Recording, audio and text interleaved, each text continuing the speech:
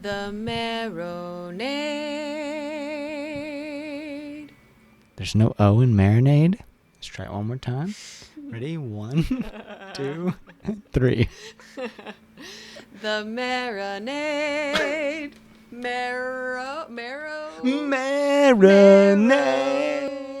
Bone marinade. The That's Marinade. The Marinade. With Jason Earle.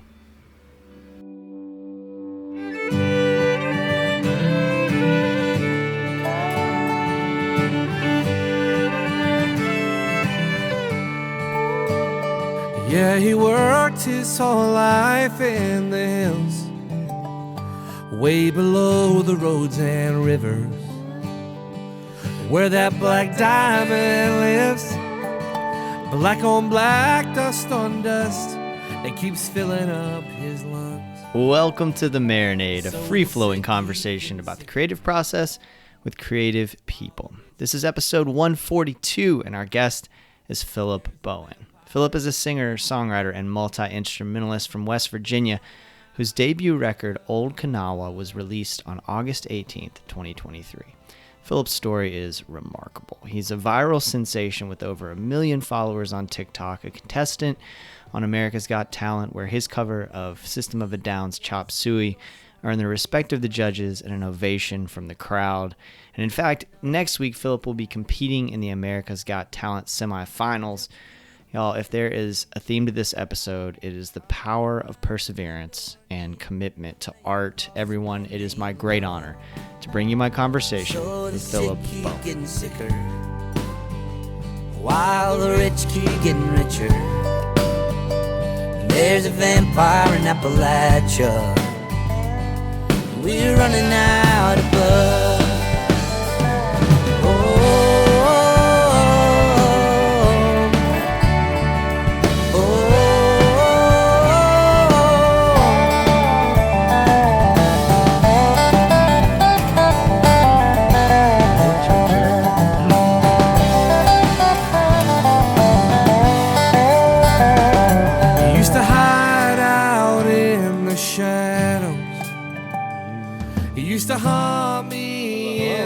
Hello. Hey, Philip.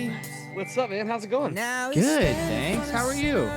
Man, I'm good. It's been a busy couple of months here, but doing well. No, you don't say. Just a little bit, but that's what we live for, Buddy, I want to talk about it. I first just want to say thank you so much for doing this. I'm really excited to talk to you. I think This is one of the more unique Marinade conversations. I was thinking about it as I was doing the research and preparing. I've been fortunate 6 years now of episodes, started back in 2017. And I've been fortunate to have people whose music has meant a lot to me. Some of one of my very first episode was BJ Barham from American Aquarium. So hero, Love right? him. Just like somebody that I would, when I was dreaming this whole thing up, if you told me I could have him on there, I'd be stoked. And so I've had these people on the show whose music I've listened to for a long time, or who I got into through the old days of buying CDs even. And I think you're the first person who the algorithm was like, you should listen to this shit. And then I went, oh yeah, I should listen to that. And so I think you're the first person to kind of bring it to me in sort of like the first TikTok or reels or whatever world, right? And so I'm just really excited because as soon as Rachel reached out to me, I was like, oh yeah, the universe brought you into my life, and I'm glad it did. Dude, that's very kind, and I really appreciate it. That's been like the story of my life with all this. That's kind of how I grew it anyway, because I started coming back around to music right before COVID started. I'm gonna try this one more time and see if I can get music to stick. And then I had a few like little coffee shop gigs and stuff like that set up here in the Detroit area, and they all got canceled because COVID started. And I said, all right, I'll try to start figuring out how to keep this promise to myself and do it online. And it changed my whole life. I would have never dreamed that it's cooking like it's cooking now, but it's just been a crazy kind of a weird journey to get to where it's going now. So, I'll take it for sure.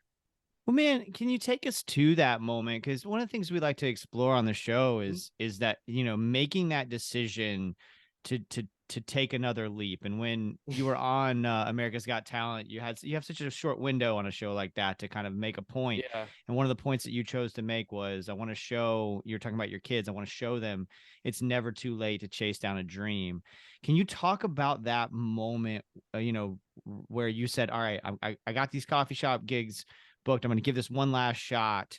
Like, what kind of like gave you that, I'm going to go for this again? And then after that, sort of like how you dealt with, oh, wait, I can't do this right now in this way, at least. Right. Yeah. I've been, music's been part of my life, my whole life. I grew up in Appalachia. It's a big part of our culture. So I've been playing the fiddle my whole life, and then got into guitar and songwriting in college. And like a lot of people, I did the college band thing. I had two different bands. One was called Yesterday's Tomorrow. That was a good one. And it was like, anyways, It was an Oasis cover band. That sounds like you were yeah, doing yeah, like, yeah. A lot of early 2000s, like Amberlin covers and stuff like that. And then my other band was called 5 Mile Drive, and it was like 8 people, just a jam band, down at the beach, anyways. And so like then I had some friends that had done the whole, they graduated about a year before me, and we're doing the whole, I'm selling everything, moving to Nashville, here we go. And it just like wasn't going well for them.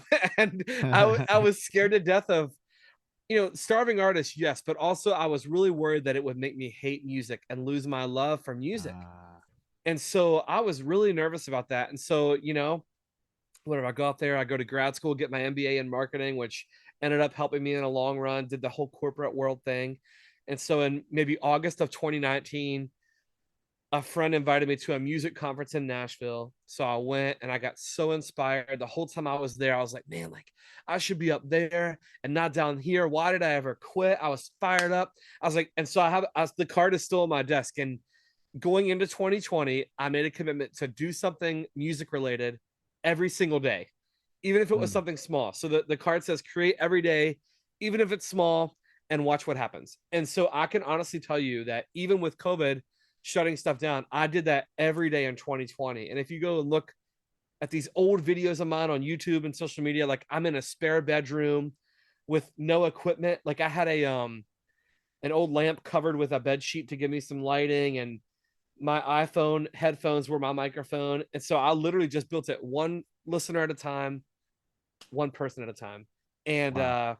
I had a few moments where I started getting some big wins, but that was it. I just started grinding, doing these live shows, 2-3 hours a show, 3-4 nights a week, man, every single week, thousands of hours of shows. Yeah. Well, obviously you've put in so much, very clear. You put in so much work and continue to put in so much work. I'm okay. So this is Charles Wesley Godwin is on your new record. That's and yeah. So he was a guest on the Marinade on my show. And before I interviewed him, before I even booked him, the songwriter Justin Wells was on my show. And I was talking to Justin, and he's like, who you should get on the show is Charles Wesley Godwin. I was like, well, we've actually talked about it. We've tried to make it happen. There was one time I was trying to catch up with Charles at the Orlando International Airport. Like he was willing to like meet me at the terminal if I could somehow get out. It was just, he would do it too. He's so nice. He would do it too. Okay, so you just illustrated the point that I'm trying to make, which is Justin said to me, he's like, when you interview him, try to find that darkness, man, because he just seems like he's nothing but light. And so I tried and I failed. And you feel the same way. Like you project so much positivity and so much light. I'm interested in where that comes from, and like, because what you just outlined is someone who believed in themselves, who decided to go, I'm gonna put in the work, even though I've only got this little microphone, I've only got this bed sheet, and this, lighting that I've rigged up on my own. Where does that sort of belief and positivity come from? Because you just exude it. Oh, well, that's so kind. Thank you. And I think that a lot of that drive comes from my upbringing, and, like I said, I grew up in the southern part of West Virginia. So I grew up in a city, in a county that was very rich culturally, but very poor in every other way. Yeah. But with just good, good people that just have that drive about them. And My parents were hardworking people. Like they grew up dirt poor and they made these great careers for themselves. And so I think a lot of that drive I have from my upbringing in my family. My mom's side of the family is all like Lebanese immigrants, literally came over to Ellis Island with nothing. So I've got that in my blood for sure. And I think the joy just emanates from wanting to get that out of life and seeing other people exude that. Also, Mm. my faith is very important to me. I think that helps me a lot in like some darker times, but also just beyond that, like music brings me a lot of joy. And so I spent Mm. so much time wishing I was doing what I'm doing. That I did a show recently in Washington D.C. and I stayed behind as I always try to do and like meet people and sign stuff and everything. And this guy was like, "Oh man, like you're still here?" And I was like, "Man, I spent so many years with nobody caring about anything that I did music wise. So the fact that like one person wants to use their hard-earned money to come and see me or take a picture, like I will never take that for granted. I appreciate that so much. And so I think that's where a lot of that maybe joy and drive comes from is like, you know, you dream that it's possible and then you start to see it come true a little bit and you just try to soak up every moment of that while it's around. That's incredible. And a lot of it all makes a ton of sense to me. I mean, especially that appreciate. So a couple of things that really stand out to me there. One is, you're like your mother's family, that has to have such a huge impact. Like that, Yeah. that's just kind of a part of who you are and what you saw growing up too, right? And Yep. like, um, when you see that and when you are exposed to it, especially growing up, it becomes something that just becomes ingrained in you. And that immigrant story and that resilience of immigrants in America Mm-hmm. is so inspiring and such a gift, even though it can be very difficult as well at times, but such a gift. What was your childhood like? Was there, I mean, I would like you to tell the story about watching Sesame Street and getting inspired Yeah. to pick up the violin, but like also I'm curious how, like, what sounds were going on around you and sort of what was the sort of what did show business kind of look like and what did music look like, as you were growing up? Ooh, yeah, that's such a good question. Yeah, so I was first inspired by the fiddle or the violin. My older sister Laura is a wonderful piano player. She plays classical Okay. piano style, and so she was already learning the piano. And my mother was like, really, I think you should learn an instrument or at least try. And music, like Mm. I said, music's such a big part of culture in West Virginia and Appalachia. So any family gathering, any dinner, any party, people just bring instruments. It's just part of it. You just sit down and Yeah. play, and this tune. Well, let me play it for you. You play it back to me. Blah blah.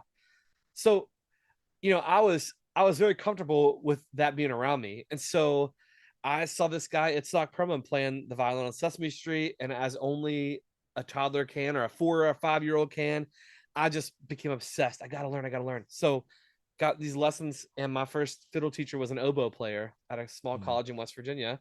And then, Mm. in our house was a very wide range of music. My dad loved old country, loves bluegrass, gospel.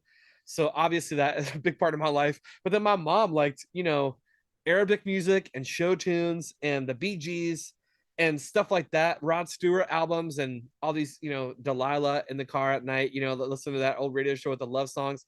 So I Uh-huh. had this big kind of melting pot of music as well in my life, which I think helped my ear and stuff be comfortable with these different styles and just try to learn to appreciate just good music, what makes music. Yeah. And so a bit of everything, I guess, is the answer.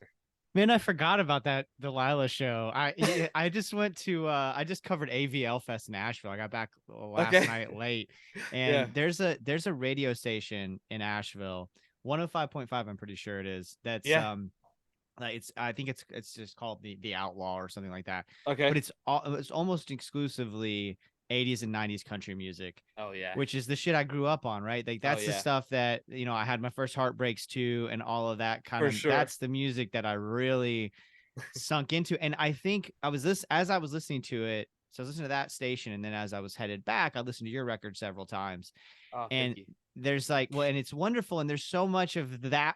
It made sense to me. Does that make, you see what I'm Yeah, saying? Like it does when I make, was yeah, listening to that radio station and then I listened to your record, I'm not saying that it is directly rooted in that, because it's not directly rooted in just 80s 90s country, but it made so much sense to leave Asheville get out of range of that. And of course, like a preacher came on the eventually. Yeah, I for ran sure. into a preacher, right? And then I ran For sure. into the wildest thing, dude. I ran into a guy describing in detail how to survive a mall mass shooting. That's Like, so random too. Yeah. and that like very Late specific. night radio. Yeah. Here's what this was at 10 o'clock in the morning, buddy.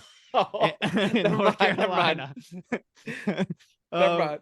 But it just made so much sense that I was like that I listened to that station for 4 days and then I put in your record. Yeah. I definitely can see those. I love good storytelling is my favorite thing in the world with music, which is why like I still love like James Taylor is such a G. I love James Taylor. I love the way he tells stories, and like Randy Newman, like he's such simple storytelling. So underrated. Songs. Randy Newman So is underrated. So underrated.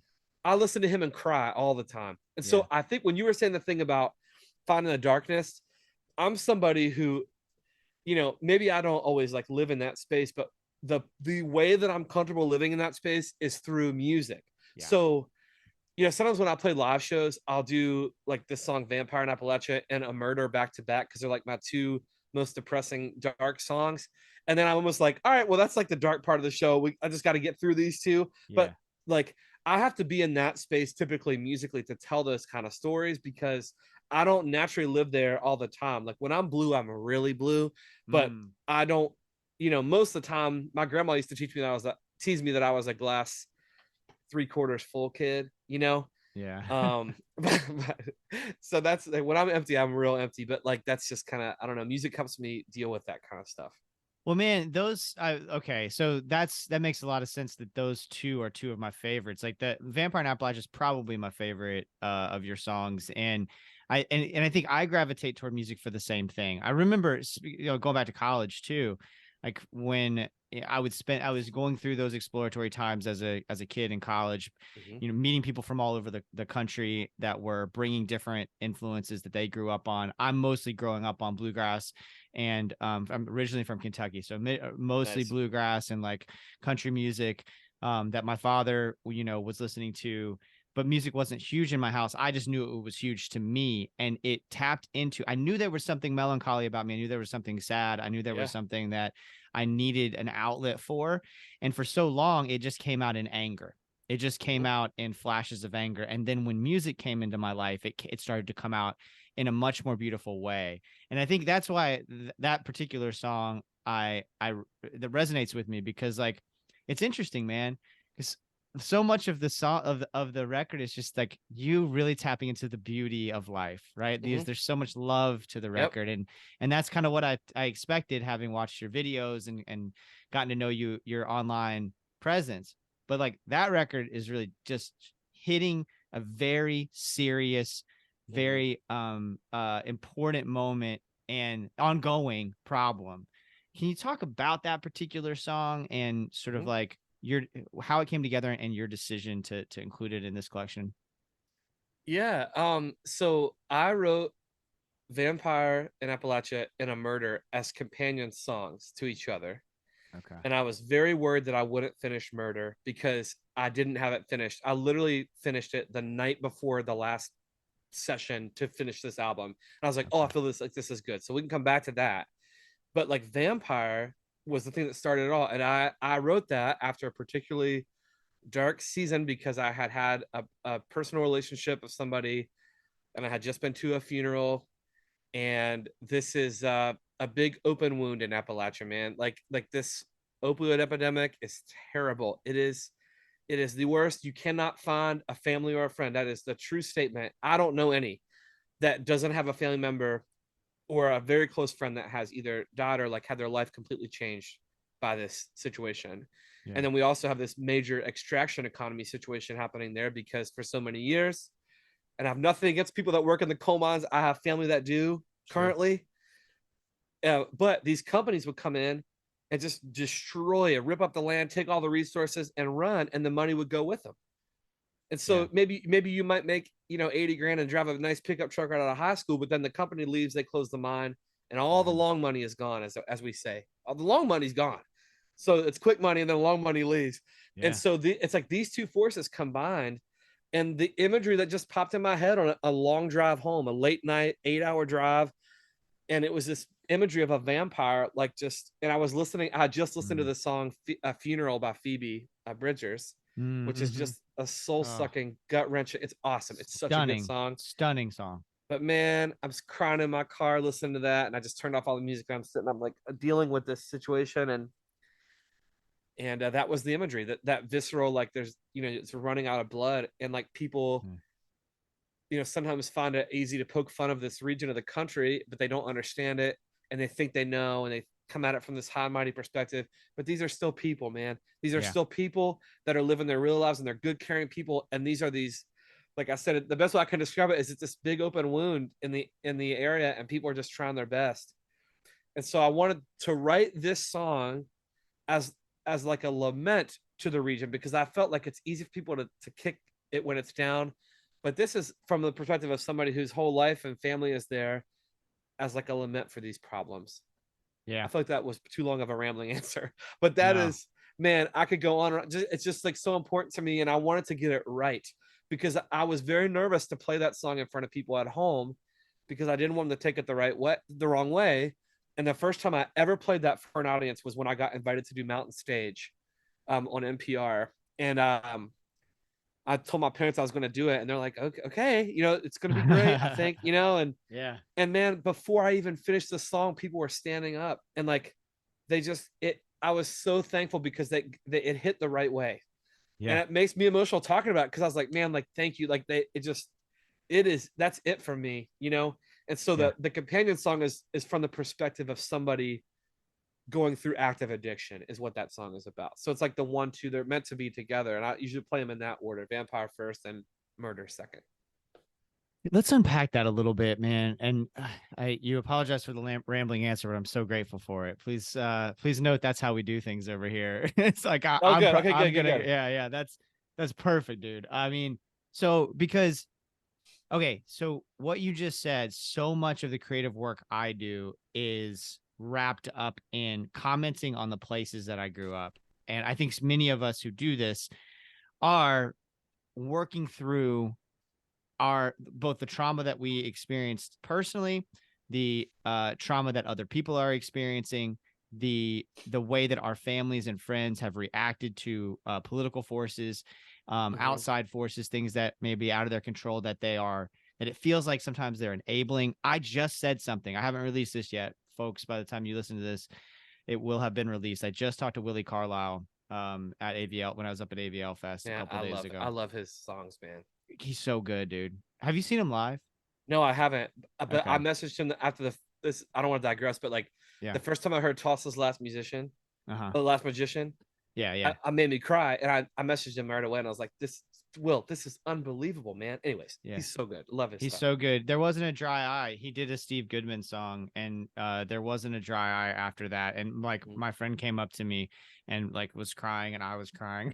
And then these two people like that I didn't know were crying, and they were talking about how they were crying, and everyone was crying. Sure. But I said something. I was just asking a question. I was just posing a question, a hypothetical, and because we were talking about the same kind of thing that you just discussed and wrote this beautiful songs about. And as I was processing that and thinking about it, can you talk a little bit more about navigating because I'm anxious about how people are going to perceive what I said. I'm still going to release it. I stand behind the question that I asked and the way I said it, but I'm nervous. I'm nervous about it. And and when I play like my song, My Town, which is a song about the place I grew up, and the first line is, God, I hate this town. Like when I think about these things and playing them for other people whose lives I'm singing about, or I'm writing about, or I'm discussing, can you discuss like how, when you go up to the Mountain Stage, this huge stage, right? This like internationally known place, this place you probably dreamt about playing. Yeah. Can you talk about like how you navigated those waters and how you continue to navigate them? Yeah, well, I mean, I really wrestled with it. And I think that's when you have something special, though, I will say, because when you get out of that kind of safety zone of like, okay, cool, man, I could sing about how wonderful it is to have kids and how time flies so fast. That's sad in a different way, but it's still warm and fuzzy. This is something that is like, it's very raw and real. And so the reason that it's so nerve-wracking is because you have that caring. It's not that I care in the same way what some random person from, whatever, Montana that might hear it think about it. It's because I'm singing about a part of myself, really. And so, it means so much to me that West Virginia and the region is represented well as an artist, being from there, and that's so important to me. And so I needed it to come from the right place. And I remember, even up until when I did it, I did my sound check for.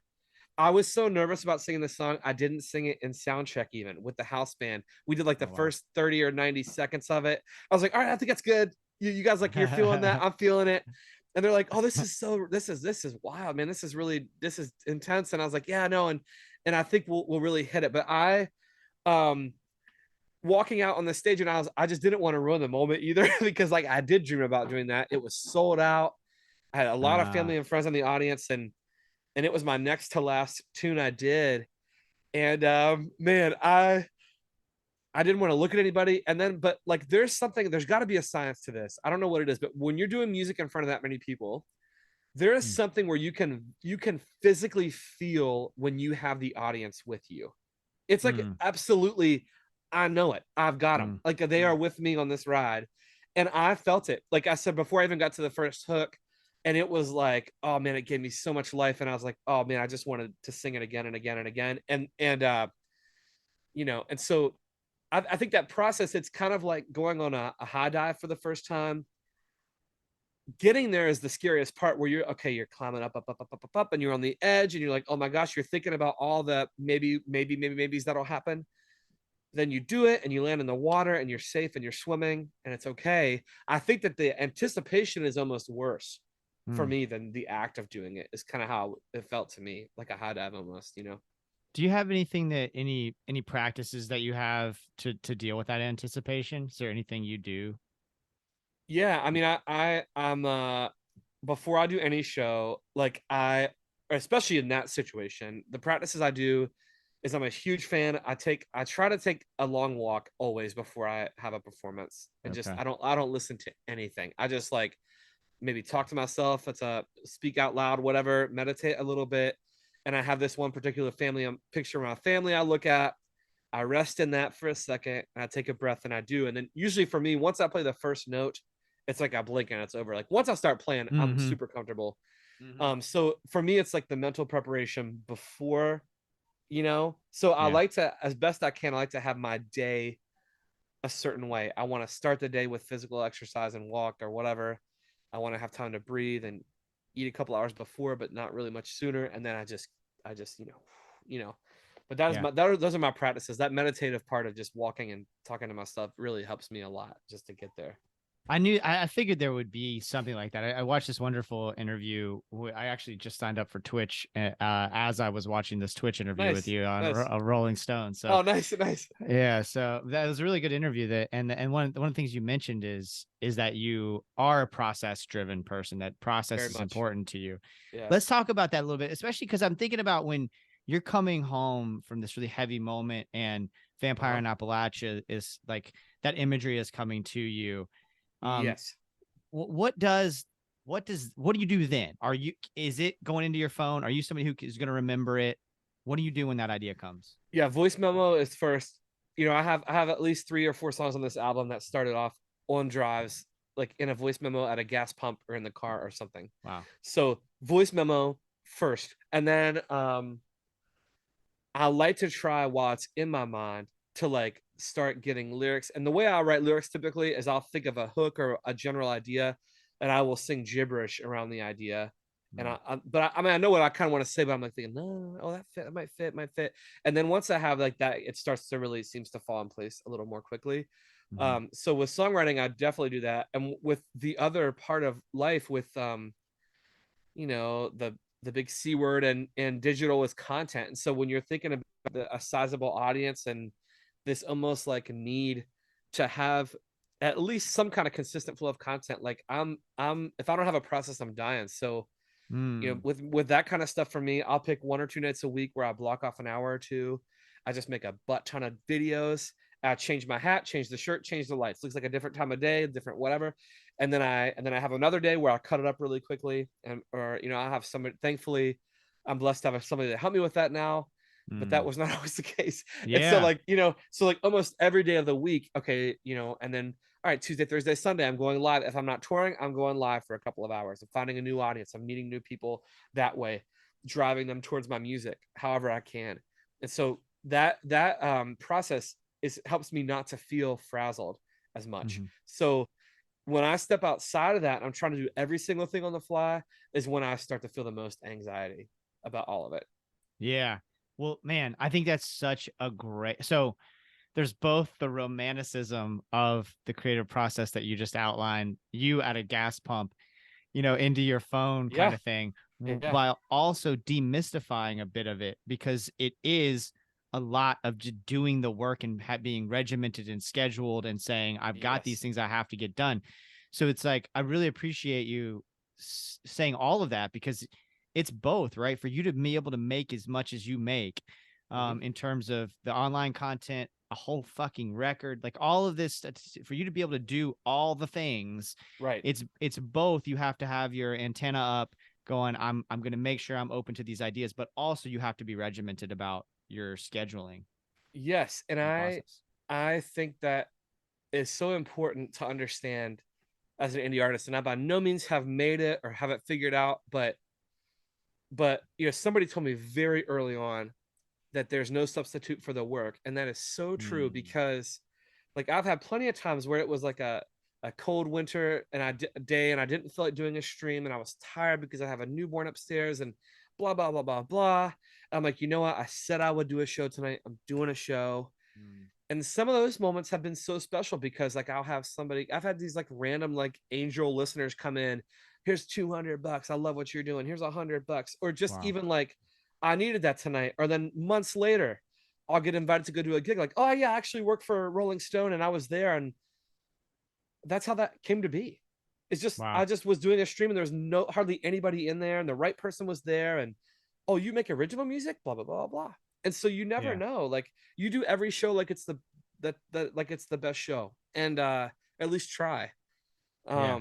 But man, it's like that's why I try not to ever use the L word like luck, because I feel like I'm fortunate in a lot of ways where some things have happened how they've happened, but it's also like a product of not willing to fully lay on the mat till it gets to 10. Like I've almost quit several times, and December being the most recent time, I was ready to hang it up. I just was feeling terrible, and it just felt like too big of a mountain to climb. I felt like I was going to get as far as I was going to get, and I had recorded the album, and I was Yeah. like, you know what, Yeah. man, it's too much, and I was Yeah. still doing everything myself. And anyways, I had like a good talk with my wife. She's like, you need to get some help, like assistance with all this stuff. You can't just keep doing it all, and take a break, and whatever. And so then like all this stuff that's happened this year in 2023 was not on my radar at all in December. Mountain Stage, Rolling Stone, America's Got Talent, spring game at WVU, blah blah blah, all these different things, none of it was on my radar, and I almost hung it up. And then I had a mopey weekend, and I still had the fire, and I said okay. And then I got called for Mountain Stage like the next day, December 27th. They called me to do it, and I was like, all right, let's go. And I felt like a new man. Wow, dude, thank you for sharing that. Yeah, Again, I mean, to go back to BJ Barham, who I mentioned at the top, to quote him, the harder you work, the luckier you get, that's right? It's 100% it. I mean, you've been putting in the work, but also that's so interesting because I think all of us, what I mean by that, I mean the moment that you had in December is Mm-hmm. really interesting because I think so many of us and we have been here where you're making stuff and you're making stuff and you're making stuff and Yes. you're like, I don't mind doing the work. In fact, I love doing the work, but there comes a point, we all have a point where we're overloaded, right? And it looks different. Like Yes. for there's all this stuff happening at once, and you're exploding in so many ways that Mm-hmm. had to feel overwhelming. And I think for some people listening, you might be like, well, yeah, but isn't that what you wanted? Yes, but right. So like, I'm so glad that you were able to both sort of recognize it, but also get through it. Yeah, and I think that that's the importance of like having other areas of your life that are still valuable to you or that you still put effort into, because we were sitting at the dinner table, and my wife was like, Phil, I just want to tell you, like, like, I love what you're doing, but you don't seem like you're having fun right now at all. Mm. And I didn't feel good about myself physically. Like, I was burning the candle at both ends. Like, I felt like I'd gained a ton of weight, which I had. And I was like, like, that's not the point as much as like I wasn't taking care of myself mentally or physically. And so like then I implemented some of these like practices after the holidays where I like, okay, like from 8 to 10, I don't touch anything music related ever, unless it's like a major thing. I walk 4 or 5 miles, 3 or 4 days a week, almost every single Awesome. weekday. And I'm down 50 pounds since Awesome. I went on AGT. And like, it's not as much about the physical part of it. It has helped me as much as like, okay, I've got a routine. I have 2 people that help me now, and it's worth every penny. And they've saved me hours and hours a week. And it also, I wasn't writing because I was doing everything. And so now my writer's block is all of a sudden it's gone because I'm actually out of time to create. And I just think it's like that is real, because I feel like sometimes when you see people on social media or you see people out doing shows and stuff like that, where you're like, oh man, like how can they ever complain about anything? They've got it going on or whatever it is. But like, you don't always see like the grind, and like, Yeah.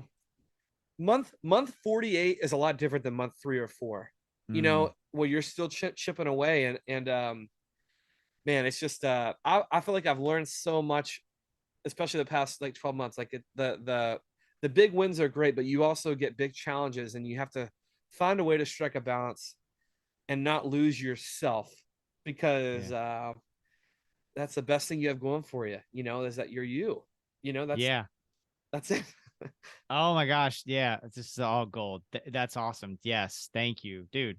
That's so helpful to hear. It's so helpful to hear you getting to that place and then just being like, I gotta make sure I don't lose me. Right. I have to, that has to be something that you're continuing to work on, is like, that's the thing that got you here. Right. Every day.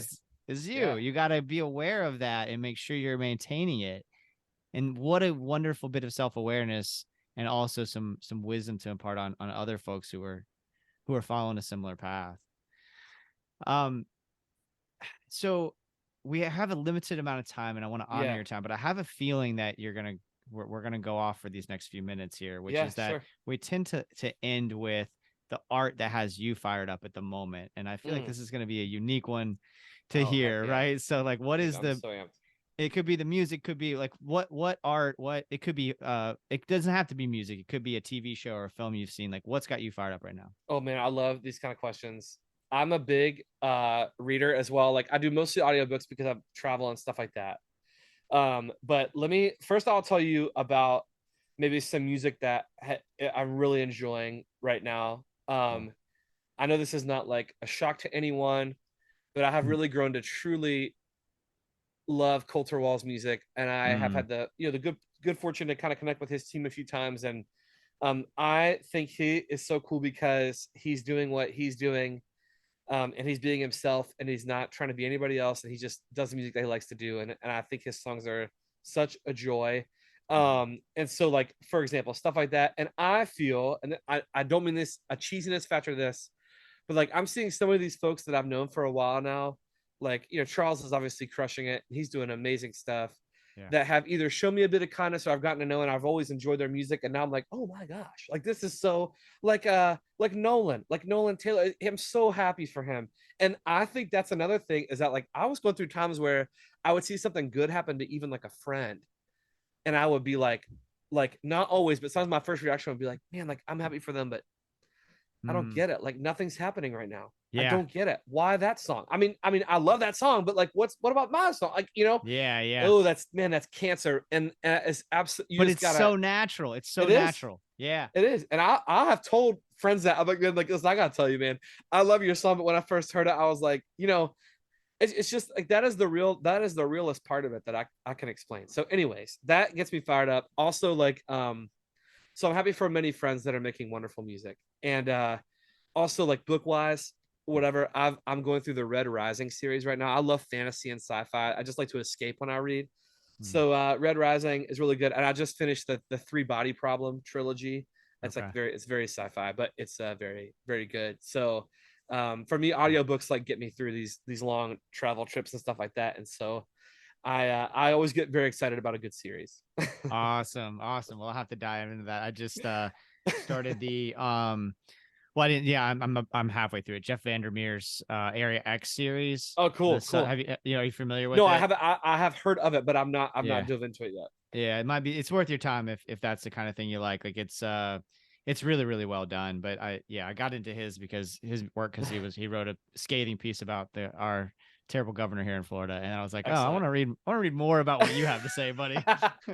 Listen, I don't do hardly any nonfiction, but I will say, my goal is to read 1 or 2 every year. And one of the best nonfiction books I've read, period, has been this book called Digital Minimalism by Cal Newport. And it's not about not using technology, but it's about all the stuff we've been talking about, this balance in your life. Yeah. And especially as somebody who's like a big part of my business is, what I put online and everything. Yeah. So if you're out there and you're looking for a good nonfiction, Digital Minimalism is worth your time, and it's not long. Awesome. Well, dude, this has been a pleasure. Perfect. Thank you so much. I really appreciate that. Thank you so much, man. This has been so great. And I'm really excited for folks to dive into the record. And there's just so much goodness there. And you're just doing so much great work. And I'm again, really grateful for your time. I appreciate it. It means the world to me. And anytime you want to chat, you'll let me know. And I'll be down on Americana Fest this year. So if you're up in Nashville around that time, I'll be there. Sweet. I was there 2 years ago. Last year I had a family emergency and didn't get to make it. This year I'm trying. So if I'm there, I'll definitely hit you up because I'd love to get to meet you in person. Dude, would love that. Awesome. Let's do it again. Awesome. Cool. Thanks, all right, brother. Man. All right, see you, man. Have a great one. See ya. Now he's standing front of center in the spotlight for you and me and all the world to see. Yeah, the rich keep getting richer while the sick keep getting sicker. There's a vampire in Appalachia. Philip Bowen, y'all. Thank you so much, Philip. Thank all of you for listening. PhilipBowenMusic.com for all things Philip Bowen. If you're not one of the 1 million plus following him on socials, go do that. The song you're hearing in this episode is Vampire in Appalachia from Bowen's record, Old Kanawha. MarinadePodcast.com for all things The Marinade. Follow us on YouTube, Instagram, TikTok, Reddit, Spoutable, Twitter, Blue Sky, Mastodon. We're on all the things other than Facebook.